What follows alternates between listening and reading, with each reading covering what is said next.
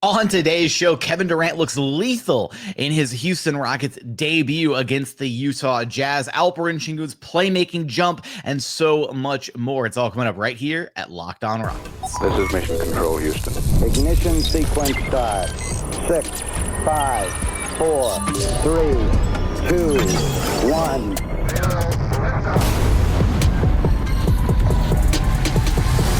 Kevin Durant is finally here, and it is awesome. What is up, and welcome to another edition of Locked On Rockets, your daily podcast home for everything Houston Rockets basketball. As always, I'm your host, Jackson Gatlin, native Houstonian and credentialed media member. I'm also the host of Locked On NBA Fridays. Be sure to follow along wherever you listen to your podcasts or on YouTube. Just search Locked On Rockets, where the best way you can help us grow our show is to listen every single day on a podcast platform if you're choosing, and then like, comment, subscribe on YouTube. On today's show, we're going to be getting into the Rockets 140-127 win against the Utah Jazz in their second preseason game here of their 4 preseason games before the season starts. Kevin Durant's Rockets debut, supposed to be against the Hawks, wound up happening against the Jazz, and man, did KD look good in this game. We'll talk about his offensive impact and really what he brings to the table for this squad and how it translated onto the floor. We're going to talk about Alperen Sengun's playmaking leap. He's got 19 assists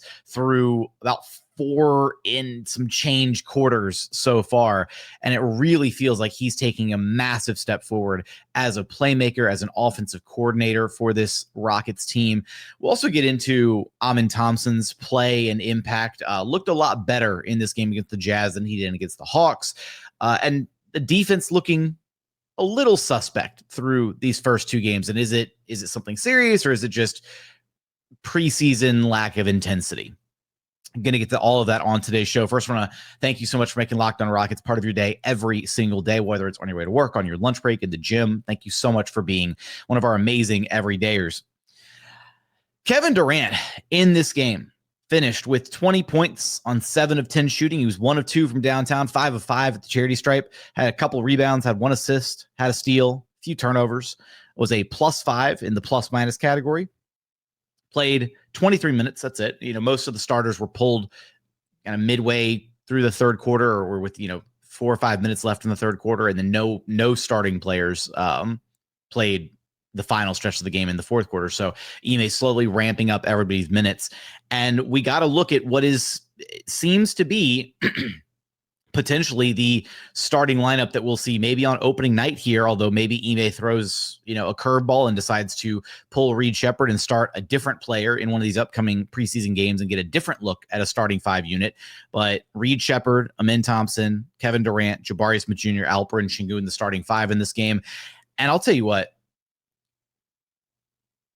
it felt a little clunky at first, being completely honest. Like it almost felt like everybody kind of had jitters because it was their first game playing alongside KD. That was the vibe that I got from the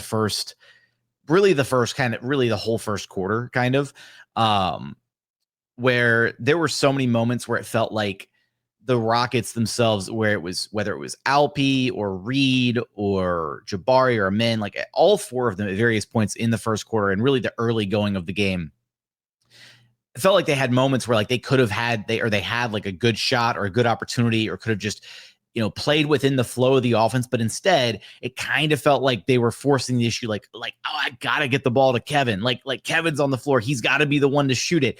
And this is going to be one of those dynamics where the guys need to just take a step back, take a beat. Yes, it's KD. Yes, he's a future first ballot Hall of Famer. Yes, it's awesome that you're sharing the court with him, but just play your game. And it didn't feel like they were really playing their game to start. The Jazz jumped out to an early lead, and things looked a little clunky offensively. But once they started kind of settling in, and then once KD was able to settle in himself, because KD wasn't perfect right out the gate. He missed his first 3 shots of the game, actually. But then he was perfect the rest of the way, which is the most like Kevin Durant-esque stat line ever. He was 0 of 3 to start the game. And then he went a perfect 7 of 7 to end on 7 of 10 shooting overall.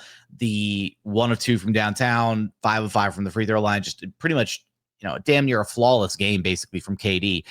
And it was great seeing the different ways in which he was able to play within the scope of the Rockets offense. Like, there were obviously moments where they could just give the ball to KD and let him go to work. That's what KD does, right? Give the ball to KD, let him, dribble into a midi pull up or get to, his isolation, get a defender on his hip, or with his back to the basket and face up. He drew some fouls that way. I really liked seeing the 2-man game between Kevin Durant and Alperen Sengun. Like, they're so Alp draws so much attention. Kevin draws so much attention. It's really hard when those two guys get involved in a 2-man action, especially if they're running like kind of an empty side 2-man action where there's nobody on their side of the floor and they've just got all that space to work with. There was one where there was like a dribble handoff set where Kevin came off the DHO, got the ball, and then rather than like his more like methodical approach of like, dribbling into a midi pull-up or anything, he took the ball and he just took off and went straight to the rim and dunked it home. And I don't think the defense was expecting it. Hell, I don't even know if his teammates were expecting that out of him in his first preseason game. And then there was one where it was a little 2-man action, little pick and roll with Kevin and Alpi. And it was an inverted pick and roll. So Alpi had the ball, draws in the defenders, and then just whips the pass back out to Kevin, and he just loads and knocks down a wide open 3-pointer. That was the 1-3 that he made in this game. And the ease with which Kevin is able to get some of these shots off, the consistency with it, again, those first 3 misses, like I was like, everyone was kind of like, when's Kevin going to hit his first bucket as a Rocket? And very poetically, like the first bucket he hit was just a midi pull up. But I don't know, you blink and then suddenly he has 20 on good efficiency and you're like, what the hell? And like, he only played 23 minutes. So like he would have been well on his way to his usual, 26, 28, 30 points a game on crazy good efficiency had he needed to play a full game, had he needed to step up, down the stretch of this game and really start delivering. It was that second quarter though, where everything started to kind of click into place and where it felt like the guys settled down. Kevin started finding his flow within the offense. And it's the important thing to note here is, it looked good in this game. Kevin looked good. Alpi looked good. Amin looked good. We'll talk about all of them, over the course of this episode. But there's going to be games where it feels clunky. There's going to be games where, guys are trying, maybe not on the same page or some miscommunication. And hell, there were even moments like that in this game. But as these guys all work together and as they learn to play off of one another, that's the big thing, is for this big 3 to really work between Kevin, Alpi, and Amin. They're going to have to learn how to play off of one another, how to leverage one another's gravity to be able to make the game easier on each other. And some of that is going to come naturally. Some of it's just going to feel like a seamless fit. And other times there's going to be some miscommunications. There's going to be some moments where guys are like, wait, what you want me here on the floor when you're making this move here? Or this is how you want me to, angle when I set a screen here? Little things like that are the little wrinkles that they'll pick up throughout the season. But I'll tell you what, through one game, it already looks really incredible. And even though this wasn't a close game or a down to the wire game, like Kevin Durant and his insane degree of shot making difficulty is exactly what the Rockets need. And to be able to have that guy that you can just throw the ball to and be like, hey, like the offense is bogging down, we need a bucket or two. And he's just like, say less, I got y'all. That's kind of ridiculous. And that's one of the huge benefits of getting a guy like KD, is being able to rely on him for moments like that late in a game. I will say the one downside potentially to KD's debut was just the 3 turnovers. And again, some of that's just coming with, like he just needs time and chemistry to gel with his teammates. There were some moments where there was maybe some miscommunications on like an entry pass or like a little pocket pass in the pick and roll. And the timing on those things is so crucial. And it might not seem like such a small thing, but even like a 1/10 of a second difference, it means everything when you're talking about like a deflection versus not a deflection, or an assist versus a turnover, and all these different things. And so that'll get better with time. The passing looked a little rough here in game 1, but not just from KD, kind of the whole team. There was a lot of like the ball security as a team was not super ideal, or it didn't feel like it was ideal, but then you looked up and it was like, oh, only 13 turnovers. You can live with 13 turnovers. It just felt weird because it was coming from a little bit from everybody as opposed to just it being one or two people turning the ball over, I guess. But that's something that we'll monitor and keep tabs on as the season progresses and ultimately what the playmaking by committee thing looks like. But I'll tell you who's not playmaking by committee. And actually, I want your thoughts on Kevin Durant's Rockets debut. What was your favorite part of KD's Rockets debut? Let me know your thoughts in the YouTube comments. But coming up, the guy who's not playmaking by committee, Alperen Sengun, 13 dimes in this game, a 13-13 double-double. We'll talk about his playmaking impact and how he's looked through 2 games, as well as Amin Thompson getting his work done in this one. We'll get there in just one moment. First, today's episode is brought to you by Quo, formerly OpenPhone. One of the tools that help make a huge difference for business owners is Quo, formerly OpenPhone. It's the same great business phone system you've heard me talk about before, just with a new name. And here's why it matters. Every missed call is money left on the table. When every customer conversation counts, you need a phone system that keeps you connected 24/7.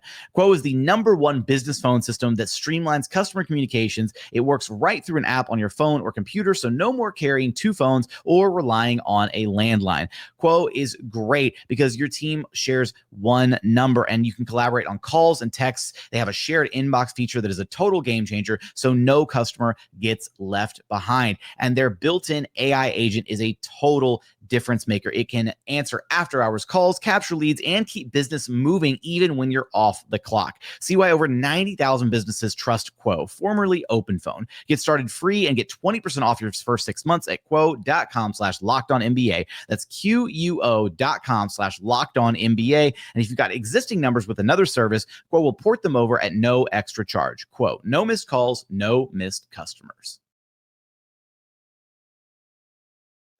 And continuing on here at Locked On Rockets, your daily podcast, home for everything Houston Rockets basketball. All right, let's talk about the playmaking phenom that is Alperen Sengun here in this game. My goodness. Sengun walked away with 13. Like, you blinked and he had 8 assists at halftime. He finished the game with 13. Could have been well on his way to, a 15, 16, 17, plus assist performance, which is kind of crazy to think about. 13 points on 5 of 8 shooting, missed his only 3-point attempt, was a perfect 3 of 3 at the free throw line, only had 5 rebounds, but the 13 dimes, 4 steals to only 1 turnover. This is the Alperen Sengun that is the shin hub, that is the offensive fulcrum, that is the engine for this Rockets team that I think everybody's wanted to see for like a couple years now. But now the Rockets, by necessity, with no Fred VanVleet, are having to lean even more than they probably were already going to lean heavily into Alperen Sengun's playmaking skill set this season. They're having to do it even more now. And it's one preseason game. It's a couple preseason games, really. But through about 4 quarters and some change, 4.5 quarters maybe, Alperen Sengun has 19 dimes already. That's kind of nuts to think about. And I remember when we did, our predictions for some of the stat lines for the players this season, and not our official predictions. We'll have a show with all the official stuff coming out later, but just kind of looking forward at what Alp could average this season. I forget if I clocked him at 7 assists per game or 8 assists per game, but there's like a potential legitimate outcome here where if they're going to use him at this frequency with the ball in his hands, if he's going to be if he's going to get this many touches offensively and be this heavily involved in all the offensive actions, then double-digit assists kind of have to be on the table for Alpi at this point. Look, at the end of the day, right now, while Reed Shepherd and Amin Thompson establish themselves, while they settle in, Alpi is the team's best playmaker by a pretty wide margin. And this Rockets team is very clearly at their best when the ball is in his hands. Like the recipe for success is so simple. Put the ball in Alpi's hands, add some movement off the ball, and it turns into buckets. And that was the beauty of the 13 assists, is so many of those 13 assists came from off-ball movement. And I want to give the Ime Udoka and the Rockets coaching staff a lot of credit that things, through these first two games, when Alp has the ball, they haven't looked anywhere near as stagnant as they have the past couple years. That was a big concern is what does this offense ultimately look like? How does Kevin Durant unlock this offense? And nobody expects, the Rockets to look like the beautiful game Spurs or, making, 20 different passes on one possession to go from, good shot, great shot, great shot, amazing shot, whatever, and just, sharing the basketball around and everything. But this Rockets team, the passing was infectious, right? It wasn't just Alp. He had 13 dimes. He certainly led the way, but the team as a whole had 32 assists in this one. 32 assists on 52 made shots. That's a really good field goal to assist ratio at the end of the day. Anything north of 25 assists is really solid. And there was a point where it felt like the whole team was just sharing the basketball at such a high level. We're talking just different guys touching, relocating, swinging the ball, moving it around, making those quick extra reads, going from a good shot to a great shot is a really big thing. You might have an open attempt, but then as the defense is scrambling, trying to recover, trying to get out to you pass up that open attempt and you get somebody a wide open attempt, right? Where you don't have a defender closing out on them or trying to, run them off the 3-point line, that kind of thing. I love though that Alp had connections with everybody in this game. I mean, he had some great back and forth moments with Amin Thompson. He had some great moments with Kevin Durant. He had some great kick ahead passes in this one. Alp's court vision is back as almost the focal point of his offense, right? Last year and really the season prior to that, so really the past 2 years, the Rockets kind of by necessity have leaned on Alp very heavily as a play finisher. They've leaned on him because they needed him to score the ball. They needed him to finish inside. They needed him to get, 20-ish points a night and have some of these big offensive scoring games because they just didn't have anybody else that was going to fill it up offensively. In this game, Alp had all his weapons around him. I mean, he was the second fewest points in the starting lineup. Only Reed Sheppard finished with fewer points than him in the starting five. Reed had 11, Alp had 13. Then you had Jabari with 18. We'll talk about him in a second. Amin Thompson with 19 and Kevin Durant with 20. It felt like such a well-balanced offensive approach. And then you look up and yeah, it's preseason and it's the Jazz, but the Rockets put up 140 points on really good efficiency from the floor, 53.6% overall, 38.2% from downtown, 13 of 24 shooting there, 76.7% at the free throw line. This Rockets team, through a couple preseason games, the offense looks a lot better just from a sheer the shot making perspective and the offensive kind of profile. There's still moments where there's hiccups, where things get really clunky, where the offense gets kind of sticky, especially if Sengun isn't out there with the ball in his hands to be able to orchestrate and, kind of tilt the defense and then get guys in good spots to be able to make shots. But I think you got to be really impressed with where the Rockets offense is ultimately at. And monitoring it, seeing how it develops and progresses, through the early stages of this season, you're definitely going to be leaning into a lot of playmaking from Alperen Sengun. And that's kind of the benefit here is you don't necessarily need Amin Thompson and Reed Sheppard to be able to step up as heavy playmaking forces right out of the gate because you've got the benefit of leaning into Alperen Sengun. In a funny way, the old dynamic that the Rockets had when they had Kevin Porter Jr. and Jalen Green and Alperen Sengun together, you had, two kind of two guards in the backcourt between JG and KPJ. And the idea was, it was sound in theory, but they just never really leaned into it, which was okay, cool. You've got these two shooting guards, let them just play off of Alperen Sengun, draw up some off ball actions and get them coming off screens. And you can do so much.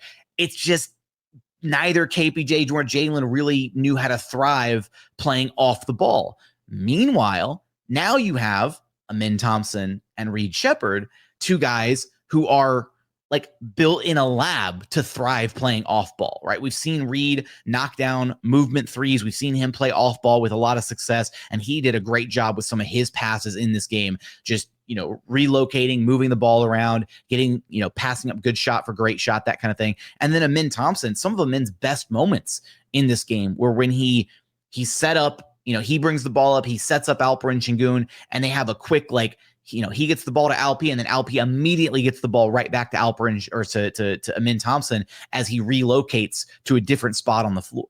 And that's what I remember asking Ime at media day was, these first 2 years playing off ball, playing in, that off ball capacity, playing as a cutter or screener, playing out of the corners, now that he's back on ball, how does that help his game? How does that elevate his game?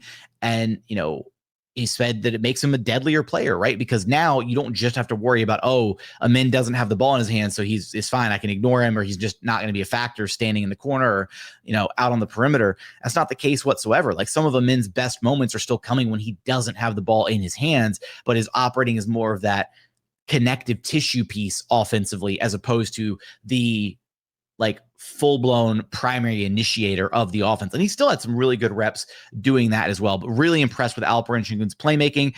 And when I asked Ime Udoka after the game if this is about the frequency that he expects to be using Alperen Sengun as kind of a playmaker, as an offensive hub this season, he said, yes, absolutely. And so it very much feels like this is going to be the version of the Rockets offense we see moving forward, where there's a lot of Alperen Sengun with the ball in his hands moving forward, which is very, very exciting stuff.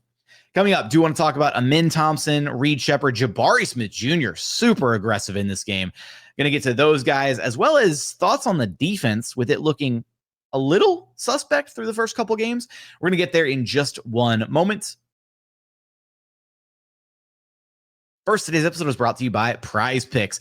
Every day we make decisions, but on Prize Picks, being right can actually get you paid. Don't miss the excitement of this NFL or NBA season with Prize Picks, where it's good to be right. Playing Prize Picks is such a fun, simple way to add more excitement to the game. You just pick more or less on player projections, like you can pick Josh Allen's passing yards, or Saquon Barkley rushing for a touchdown, or Alperen Sengun assist totals, or Kevin Durant point totals. It's that simple, and you're in the game. It's so quick. You can make your lineup in under a minute, and the best part about Prize Picks is it stacks. So if you want to ride with a player, you can select their pass yards, rushing yards, or touchdowns all in one lineup. It's fun to allow other players and follow other players in the app and copy their lineups with one click. It's really that simple. Download the Prize Picks app today and use code LOCKEDONNBA to get $50 in lineups after you play your first $5 lineup. That's code LOCKEDONNBA for $50 in lineups after your first $5 lineup. Prize Picks. It's good to be right.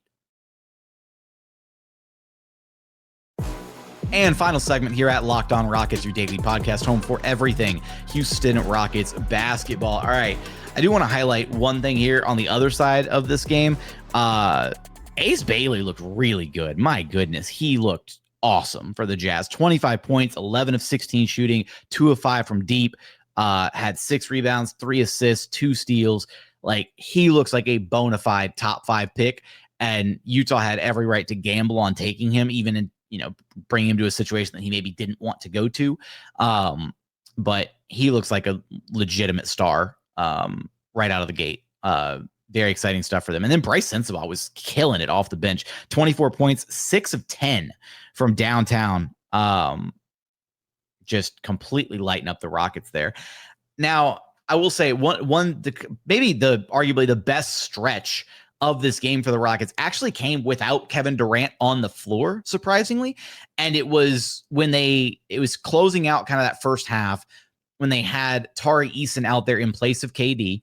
And that lineup with the starters minus KD plus Tari really started to gel. They got things together. They were wrecking shop defensively. They were getting out and running in transition. Tari and Ime were acting like the Terror Twins again with one another.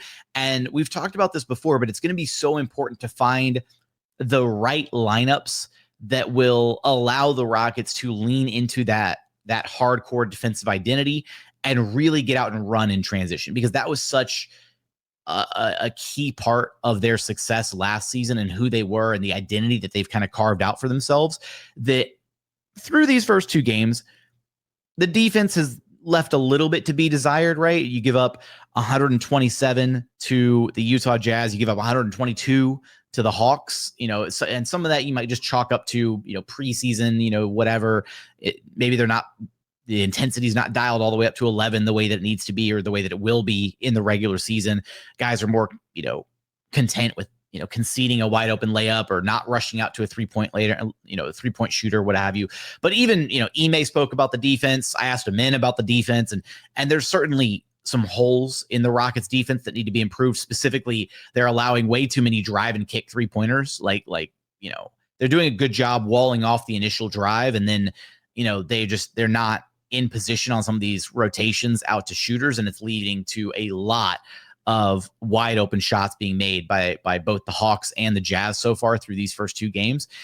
It's great that the Rockets were still able to outscore and out offense these two teams, but you don't want to see the Rockets suddenly lose their defensive identity, and I don't think they will.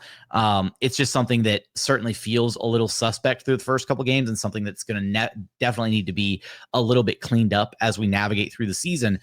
And this comes down to, again, where this team had Fred VanVleet and Dylan Brooks and Jalen Green, who was a much improved defender, through his years and especially playing under Ime Udoka.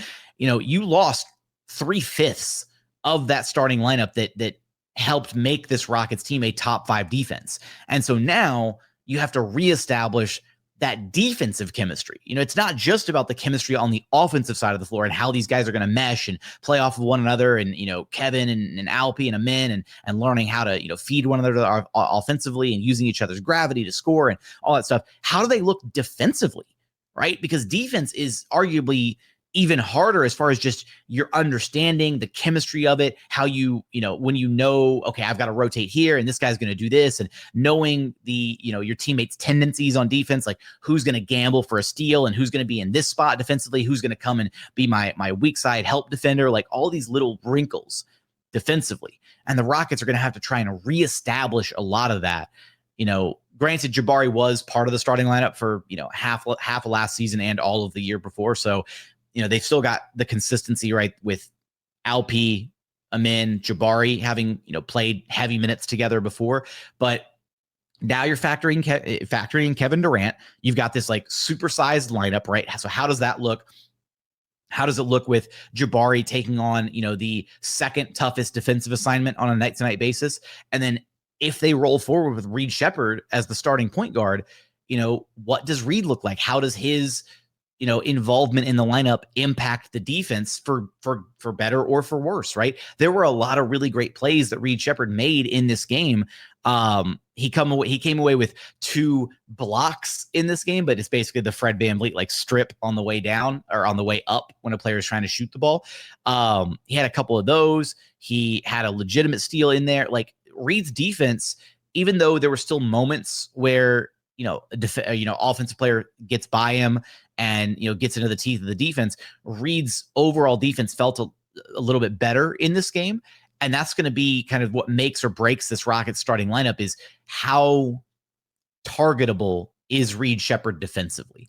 And it didn't look great against the Hawks. It looked certainly a lot better against the Utah Jazz. And he's got the benefit of having this massive back line, of defenders with Alpi and Jabari and KD to kind of help cover for any of his mistakes.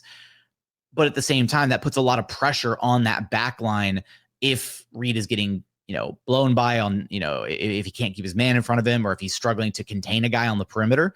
And it didn't feel like it happened a ton in this game, which is good. But that's going to be kind of the most important kind of, I guess, link in the chain for the Rockets defense is what does Reed Sheppard look like when he's out there? And, will Ime eventually pivot to, Tari Eason or Dorian Finney-Smith Jr. I don't know why I threw the junior on there. DFS. Nope, he's DFS junior now. Sorry. I don't know if there's an older DFS out there, but anyways, basically, can Reed get to a place where his defense is at an acceptable level for Ime Udoka? Because offensively, we know what Reed's capable of. The shooting is there, the playmaking is there, the right ideas are there as a facilitator. And to me, it's never really been a question of what Reed is going to be able to bring to the table offensively. It's more, is he going to bring enough to the table offensively to outweigh any potential defensive shortcomings. And again, we know that it's always defense first with Ime Udoka. And if you're not bringing your A game on that side of the ball, you're probably not going to play that much, if at all, under him. So we'll see what Reed Sheppard ultimately looks like defensively as we kind of navigate through the early part of the season. Really, really liked both Amen Thompson and Jabari Smith Jr. in this game. Just really solid across the board. Amen Thompson, 19 points, 9 of 15 shooting, hit a corner three-pointer, had 7 boards, 6 assists, 2 steals, 1 block, only 1 turnover. And I commented at one point during the game, this Rockets offense is going to look a little, they're going to be, turnovers are going to be an issue for this team until Amen and Reed settle in. And somebody replied and it was like, they only have 3 turnovers between the two of them. It's not specifically that Amen and Reed are going to be the ones turning the ball over. It's that until those guys have full command of the offense, where it's like, no, give me the ball, I run the show. Like, until they have that level of like confidence and composure to be like, give me the damn ball, I'm taking care of business. Until they hit that level, the issue is going to be other guys doing a little bit too much offensively, right? Like KD had his 3 turnovers. Jabari had 3 turnovers. You had a smattering of turnovers from other guys. Like, that's going to be the issue, is you don't have like that safety blanket, that security blanket of, oh, let me just get the ball back to Fred and he'll take care of it, right? Get the ball to Fred. He won't turn it over. He'll run a good play, whatever. Like, that's what I'm talking about is until they settle in, that playmaking by committee is going to be real. And sometimes guys are going to, step out of their lane a little bit and maybe do a little bit too much with the ball, trying to make something out of nothing offensively. But really liked Amen Thompson's approach in this game. Again, played a lot more, felt like he got a lot more off ball than he did in game 1.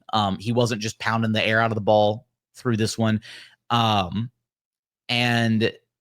his ability to, again, get a quick pass off, relocate, and then get the ball back later in the possession was really key for his approach. He also had some really fantastic drives getting downhill in this one.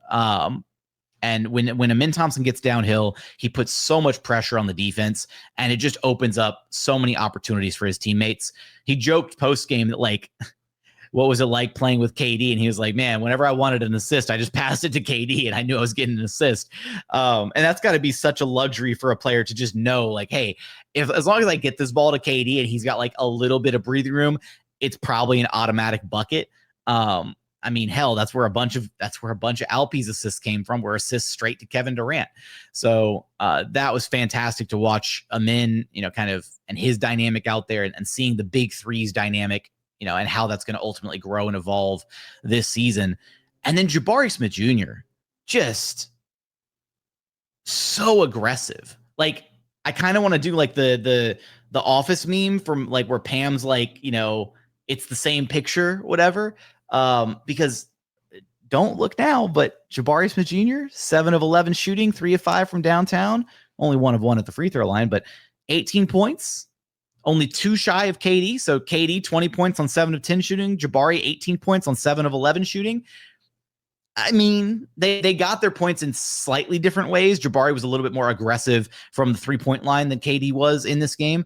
And also, it feels like Jabari made it a very big point to dunk more. Like, to just, if he's near the rim, he's trying to dunk the ball, which is huge for him, right? Like, he's so big, he's so tall, and he's gotten so much stronger. Like, there's zero reason why Jabari shouldn't be dunking the hell out of the ball every single time he gets near the rim. But playing with that level of aggression is going to ultimately pay dividends for him. And just, again, seeing like that twin towers that the Rockets have on the wings between Kevin Durant and Jabari Smith Jr., the floor spacing, the shooting,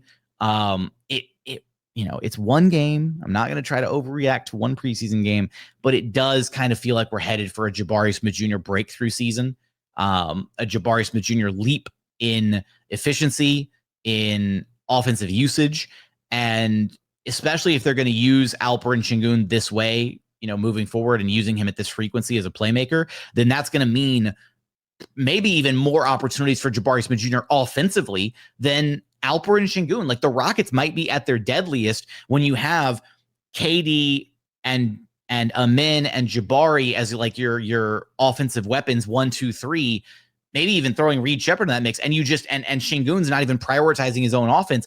He's just teeing it all up for everybody else. I'm sure Alpe would love to just average 15 assists a game.